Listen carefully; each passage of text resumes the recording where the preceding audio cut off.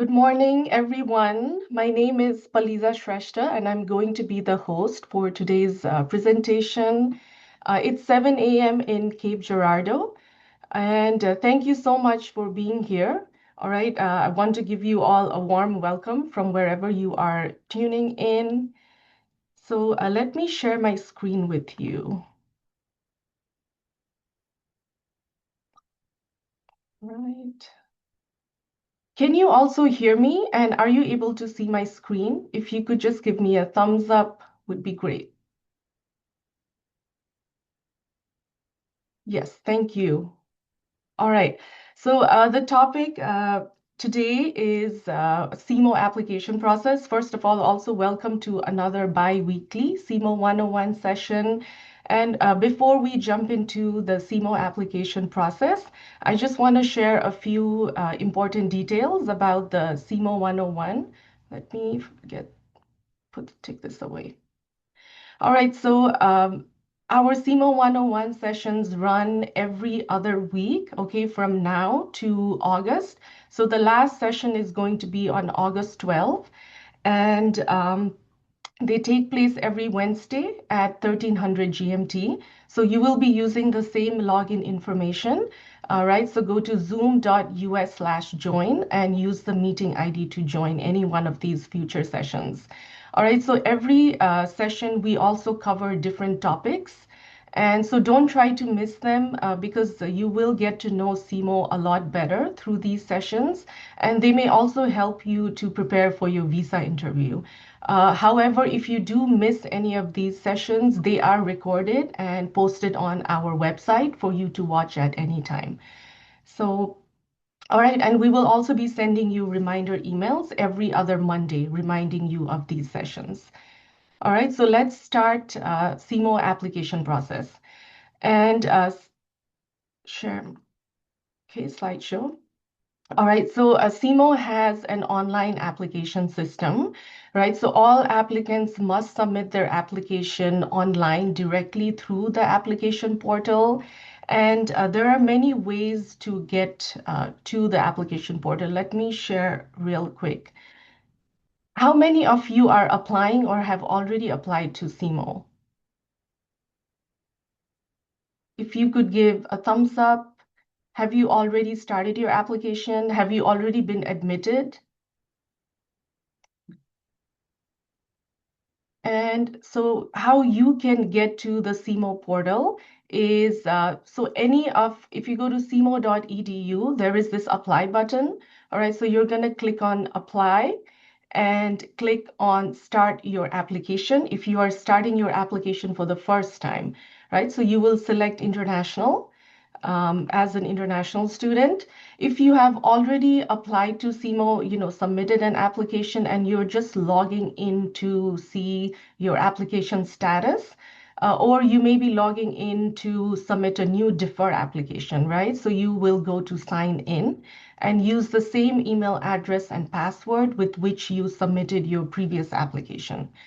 And also, if you go to any of our web page, there will be a menu button on the top right. So you can also click menu and then apply. All right, so there are multiple ways to get to the application portal. Also, we have many students that submit application through the Common App. SEMO does not accept Common App at the moment. So if you have submitted your application through the Common App, we will be contacting students individually and then ask you to submit it through the portal. So let's talk about the different applications we process at SEMO. So we process the undergraduate bachelor's application, including transfer students inside and outside of the US. We also process graduate application at master's level. We do not offer doctoral programs at this time.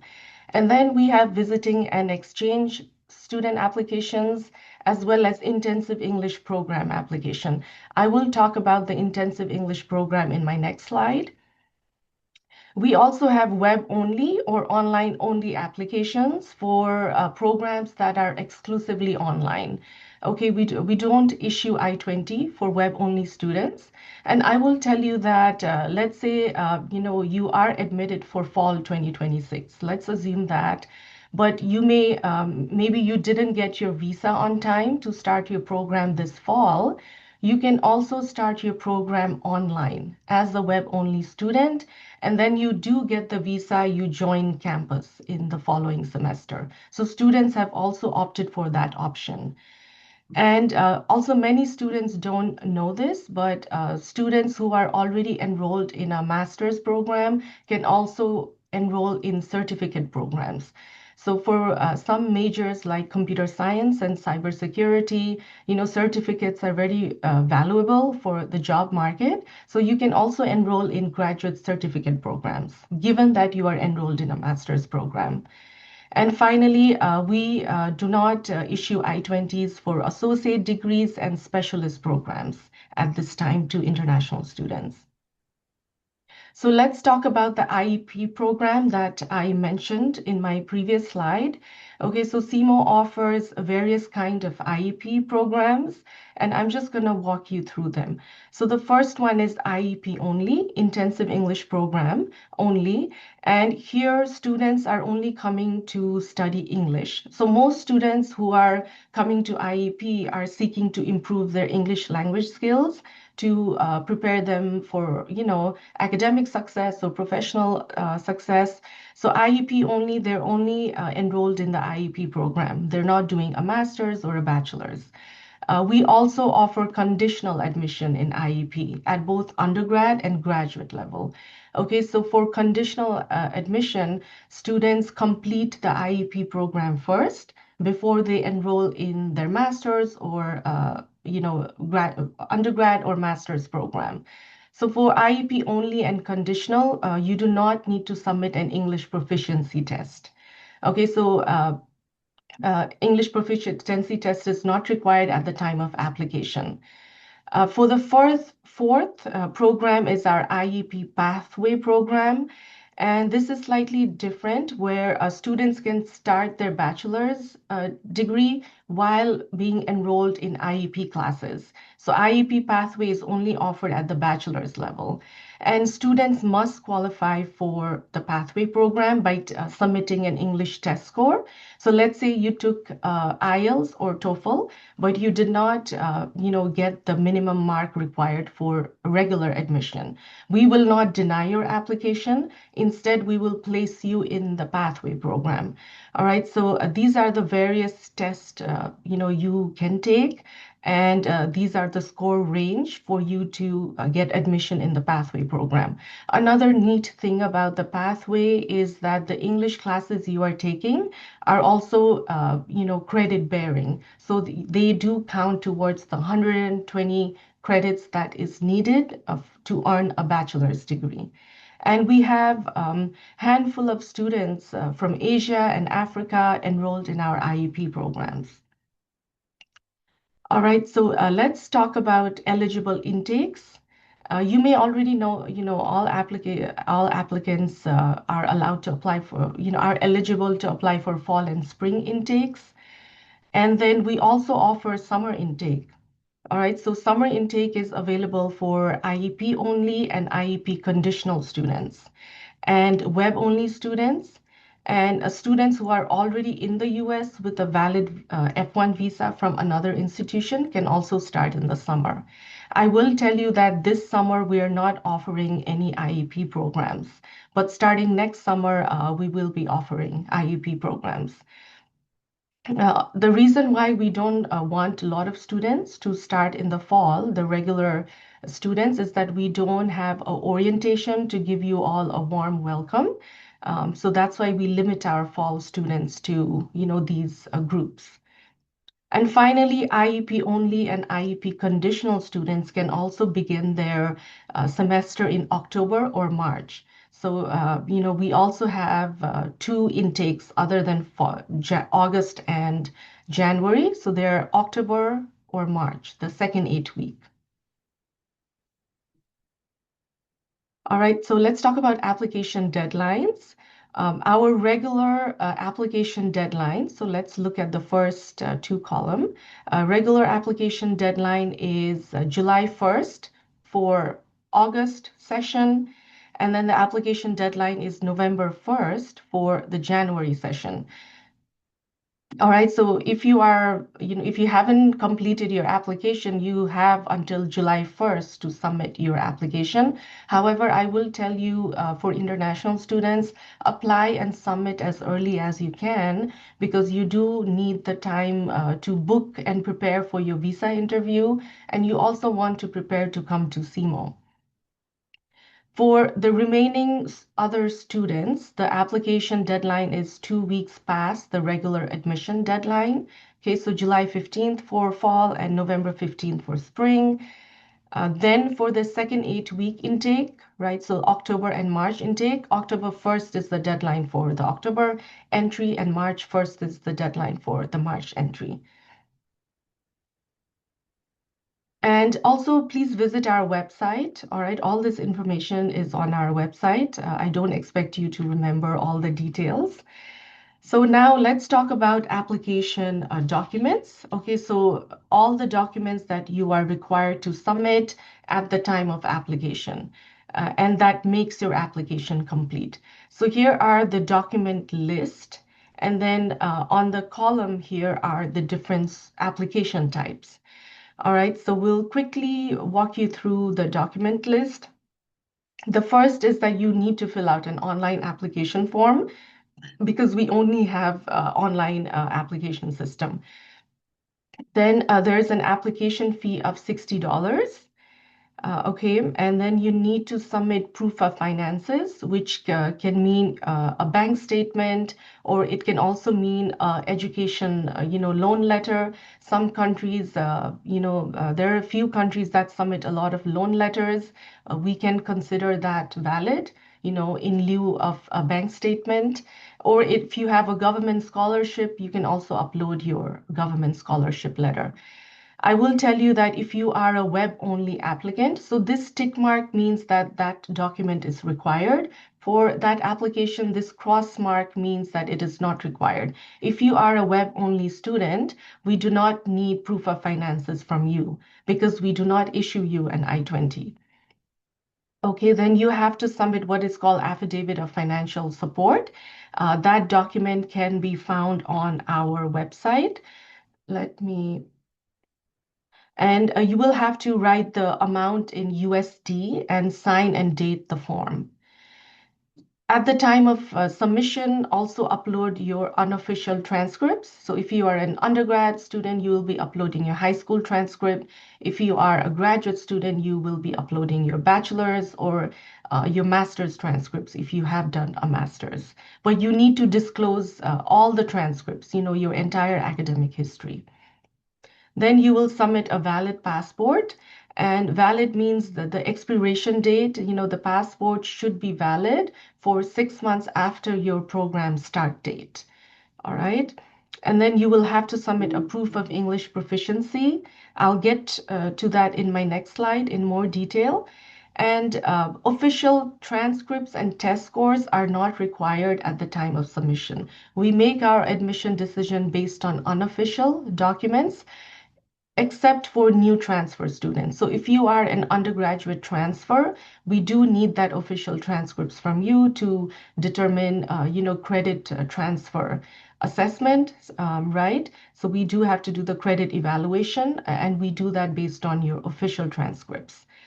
However, after your visa, once you receive your visa, you are required to submit your official transcripts and test scores. All right, for IEP students, you submit your official transcripts after you matriculate from your IEP program. And then if you are a web only, you're not getting a visa if you're an online student, then you submit your officials after you receive the admission. For graduate programs, there are some additional documents that we require from you for application, and that may vary based on the department. But here are some additional documents that you may be, asked to submit. And all these, these items are on the online application portal. Like it will prompt you what is required for what major and student type. Okay, so you do not have to memorize this. When you are filling out your application, the application will prompt you what documents to submit based on the major you have selected and whether undergrad or grad. And more information can be found here for graduate student admission. Okay, so some additional documents are letter of intent. For some programs, you do have to write, statement of purpose, and you may have to submit recommendation letters, upload your resume. A faculty sponsor letter may be required in some cases. You may have to show professional certifications for some majors, for instance, nursing, and a lot of education majors also require that. And some programs also require a higher English test scores. Now, GPA eligibility. Okay, so for undergraduate admission, the minimum qualifying GPA is a 2.4 out of 4.0, and this is based in the US scale. So when you submit your native transcripts, we convert that to the US 4.0 scale. We do the credit GPA evaluation in-house, and so the minimum GPA must be 2.0.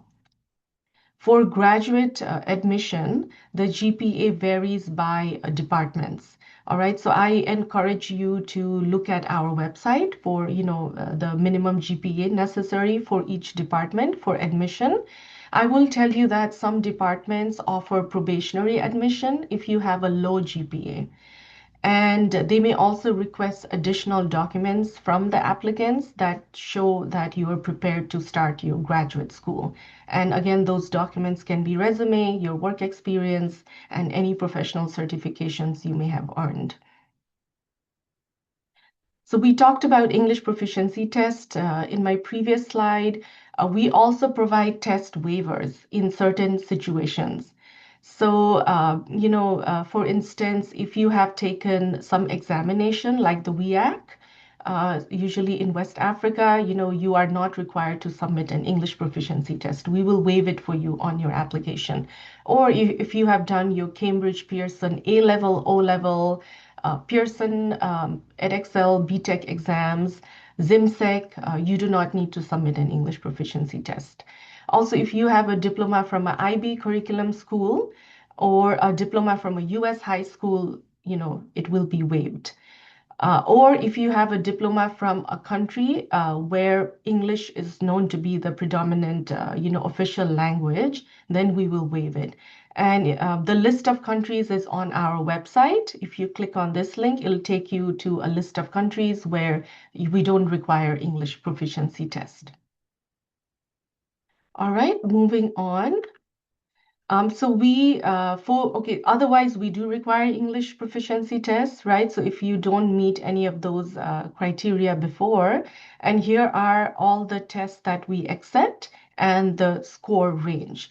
And you will notice that the pathway program that I talked about, undergraduate pathway, their score requirements are slightly lower than for regular admission. All right, so if you give a TOEFL, IELTS, and you are not able to get the minimum mark required for regular admission, we will not deny your application, but we will instead put you on a pathway program. And finally, if you have submitted your application, right, if you have submitted your application, I encourage you to log into your application and be checking your application status. For undergraduate application, if an applicant submits a complete application, our admissions team is able to admit them within 24, like within 1 to 2 business days, right? However, if the application is incomplete, then, we email the applicants notifying them of the pending documents, and it just can take longer to get you admitted. So I highly encourage you to submit your application, when it's complete. So please be checking in to see your application status. And for graduate applications, it takes about 4 to 6 weeks to grant you admission. It's not as quick as the undergraduate admission, because for grad, we send the file to the department to make an admission decision. And so that's why the process is slightly longer. If you have, multiple applications on your application portal, just click on the active application.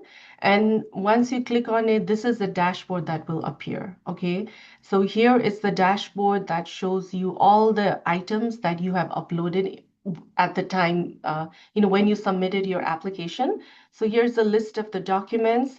And if there is a green check mark next to the item, it means that our application team has processed and approved, that document.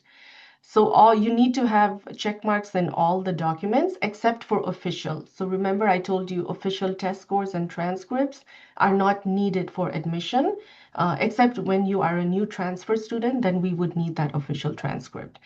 Um, and if anything is missing, our admissions team will contact you of any pending documents on your application. All right. And also, if you have any questions on your application, please email us at SEMO, at international@semo.edu. I think I went pretty fast in this presentation, so I'm kind of wrapping up, nearing the end of my slide here. And I will also take questions from the participants in a little bit. Here are some helpful links to bookmark. So this first link gives you policies and guidelines. So they have information on application deadlines, financial affidavit form, English proficiency test waiver countries, and many more. So do visit this website that will help you inform how to submit your application. Then we have cost and fees linked to that page, a scholarship page, all right, graduate admissions. And I've also included a link to our SEMO 101 online session. So if you've missed any of the previous sessions, you can go to this link to view those. And finally, so if you have any questions about, admission, anything related to SEMO, please contact us at international@semo.edu. And the admissions team monitors this inbox, and we will try our best to help you answer your questions. And with that, I think this is going to be a wrap, and would love to hear any questions that you have.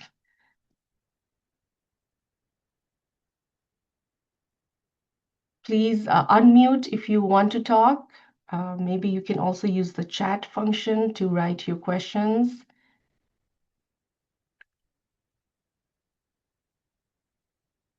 So I do want to tell you that our next SEMO 101 session is going to be on March 4.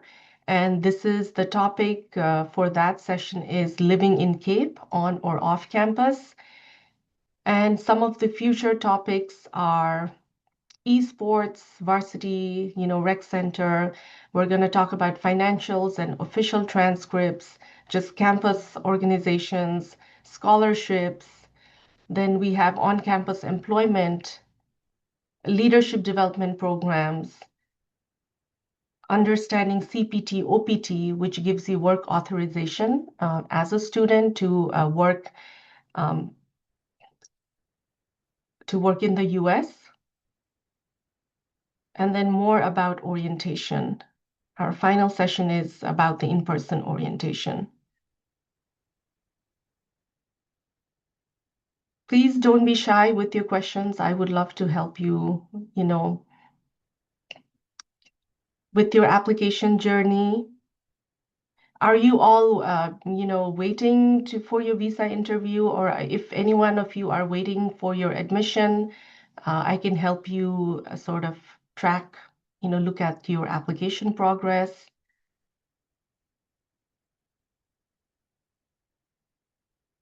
Let me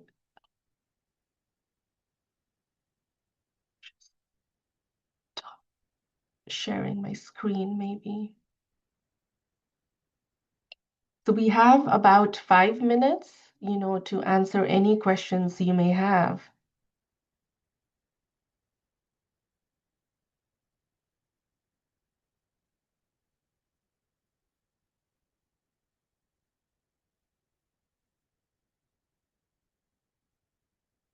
Let me see. Oh, okay. Sorry. There were people who have been writing on chat.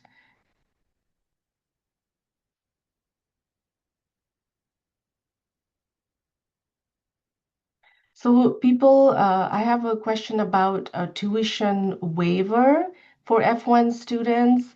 I mean, we in certain cases, we do give tuition waiver. For instance, if you are able to secure graduate assistantships, right, you will get a tuition waiver.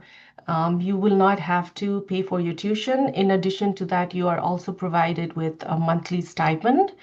So in that case, but that is up to the applicant to secure that GA position. I will tell you that it becomes easier to secure a GA position once you are on campus and you have developed, relationship with your faculty in your program. So we have GA in the faculty side, but we also have administrative GA. Offices also hire graduate assistants. And so I will tell you that it may become easier to secure a GA once you have completed your first semester at SEMO.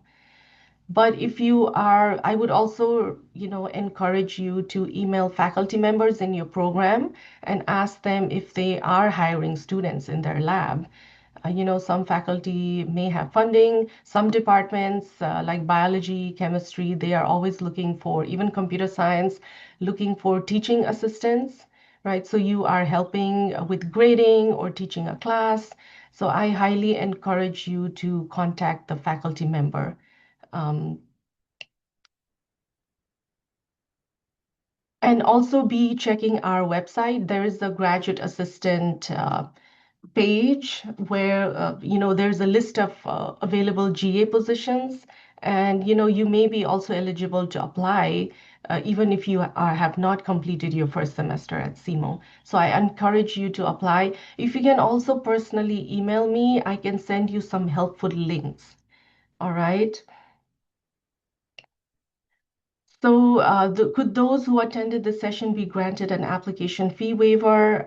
If you can email me about that, because I don't think I can save a list of all the attendees. So, those of you attended today's session, will you please email me and we will try our best to give you the application fee waiver. So, just my email is pshrestha.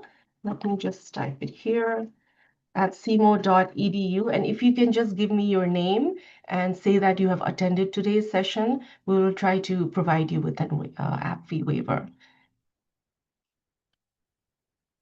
Yes, correct. So official transcript is not needed for graduate application. So somebody had a question about official transcripts. Unless you are a transfer student, we do not need your official transcripts when we give you admission. However, if you are a transfer student, then we will contact you and ask you to submit the official transcript because we do have to do the transfer credit evaluation in that case, right?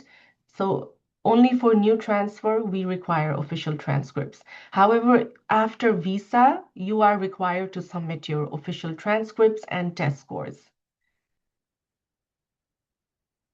Also, Ghana, I had a student from Ghana. You don't need to take the English proficiency test because the WEAC, if you have taken the WEAC, you'll get the waiver.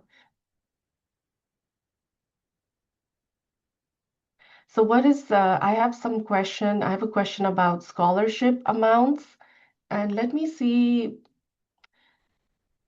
for our undergraduate, yeah, we offer scholarships of up to $8,000 for undergraduate students. You need to have a qualifying GPA of 3.75 for the $8,000 scholarship. And then our next amount is around 7,500. Exact amount is 7,470 with a 3.25 GPA. With the 2.5 GPA, you're granted a scholarship of $2,000. So these are for undergraduates. Also, transfer students also get scholarships of up to 7470, and all of these are automatic. You don't have to submit a separate application. We look at your application and then a scholarship is put on your I-20. So they're automatic. And for graduate students, we offer up to $1,000 scholarship. And these scholarships are renewable every year, given that you have met the GPA requirements. So does SEMO offer graduate assistance to international students? Yes, we offer GA to international students for sure. Yeah, I will again, reiterate that it is up to the student to secure that position. I mean, and I will tell you that handful of students who have completed their first semester, you have a better chance of landing a GA after you complete your one semester because it does take time to build a relationship with faculty, for people to get to know you. So do not be disheartened that you don't have a GA before, at the time of admission. There is still a chance when you come here and complete your first semester. I am still going through the messages, so I have not been able to see the direct message to me. Admission status. I have some questions about admission status. Just one moment.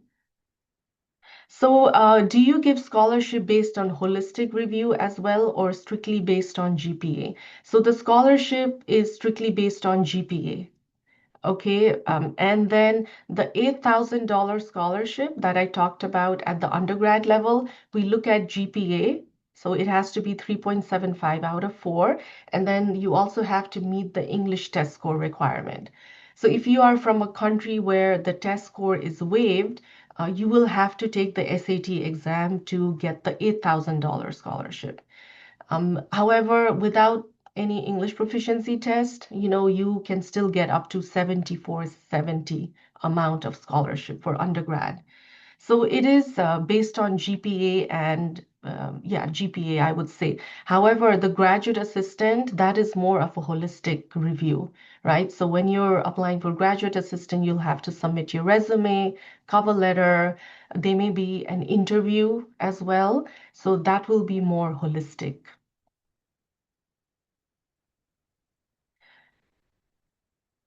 So I will tell you, I had a question on admission letter. I'm so glad you asked that. So SEMO now, you can now download an official admission letter on your application portal. So once you're admitted, check your portal within 1 to 2 days, 2 days, and you can download the admission letter from your portal, directly from your application portal. However, we do take up to 10 days to issue an I-20. So from the time of admission, we have 5 to 10 days that we need before we can issue you your I-20 document. And yeah, there's question about undergraduate scholarship. I think I've covered that quite a bit. So what's the total cost of attendance for international students pursuing MBA program? Let me share my screen with you to answer this question. Okay, are you able to see the cost and fees? If you can just give me a thumbs up, cost and fees. Okay, so here is the cost and fees chart, and we're gonna scroll down and look at the international student section. This is for undergraduate. Oh, sorry. Okay, this is for undergraduate. This is for graduate. So the question was for graduate MBA program. So the minimum amount that we ask you to show on your bank statement is going to be around, 24,000. No matter what program it is, MBA or computer science, it's going to be the rate of tuition is the same per credit, regardless of the program. So the total cost is 23,000. Your tuition is around 13,000, okay, at 18 hours, 18 credit hours per year. So that's your tuition amount. Then we also ask you to, show some funding for other expenses like books and supplies, housing, meal, your personal expense, and your personal expense on these categories may be lower than what is projected here. So for housing, students are not spending this much amount for housing, to be honest. Living in Cape Girardeau is the cost of living is low in this region. So, many students are also living in shared spaces, shared apartments, and students are paying probably $200 to $300 a month for apartment space, depending on how many people you are sharing your apartment with.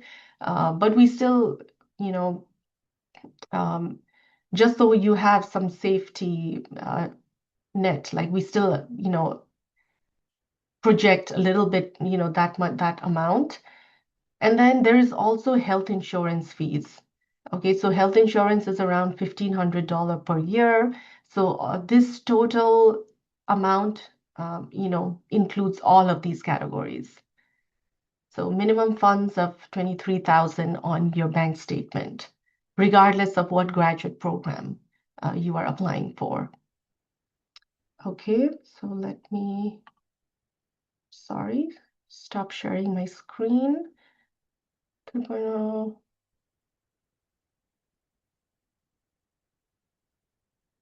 So if you had a GPA of 3.14 on your WES evaluation, the question is about you should have been awarded a scholarship. Okay, if you did not, then you should contact our office that you did not see any scholarship on your I-20. And also, if you're not enrolled, but students should also submit their official transcripts before scholarships can be applied to you. So there is that condition that we do require official transcripts and test scores before we, apply the scholarship to your account. But if you are supposed to get a scholarship and you have not, then please do contact our office and we will correct that, situation. So there's a question about, are there available GA at the environmental science department? I think we will have to check the GA website for that. Every semester it changes. But if you could email me, I can send you the link to the graduate assistant page. And there are two faculty in the environmental science department. You can feel free to contact the faculty and ask for potential GA opportunities in the fall. All right, but now is the time to do that, actually. A lot of GA positions are opening around this time. So I encourage you to check. Let me see if I can send you the link to the GA page.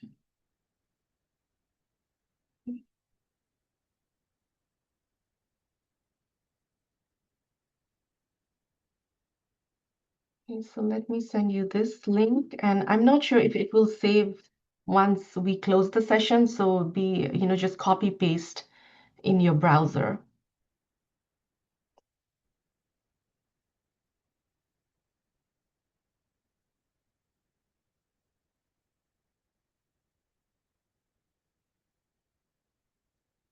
A lot of questions about scholarship that I covered in today's session. Somebody was asking me about their application status, and what I will do, just for the sake of time, is that I have noted your name and I will email the student who asked me about their application status. All right, but you are admitted, actually. I just pulled up your file and you were admitted on January 29. Dabarichi, yeah, you were admitted on January 29. So I encourage you all to be checking your email email with which you submitted your application, because we send important information to that email. And for those who are admitted, you will also have to activate your Southeast email account very soon. That's where we send you your I-20. So an I-20 should have already been sent to you. And so how to activate your Southeast email, all that information will be sent in your application email. Okay. All right. Yeah. You're welcome. Thank you for copying the link, saving them. Yeah, if you had a GPA of over 3.0, if you are a graduate student, and you were not awarded a scholarship, you should email our office. But remember, if you are an undergrad student and you have a GPA of 3, you should still get the $2,000 scholarship. For undergraduate, the $7,000 scholarship is you require 3.25 GPA. Well, thank you so much, everybody, for all your questions. I really enjoyed chatting with you today, and we really hope we get to see you on campus this fall. If you have any pending visa interviews, all the best with that. Please watch the previous session that was about visa interview process by Dr. Kevin Timlin. So please watch that. It may help you get good feedback how to prep for your visa interview. So thank you, everybody. Thank you for your feedback on the chat. Have a great evening. Good night. Bye. All right, I will be ending the session now. Thank you.